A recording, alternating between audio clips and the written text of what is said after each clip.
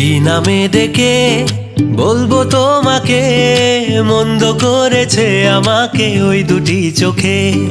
কি নামে ডেকে বলবো তোমাকে, মন্দ করেছে আমাকে ওই দুটি চোখে।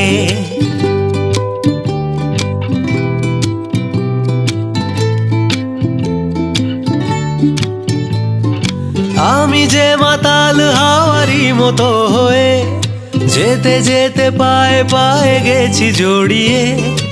আমি যে মাতাল হাওয়ারি মতো হয়ে যেতে যেতে পায়ে পায়ে গেছি জড়িয়ে।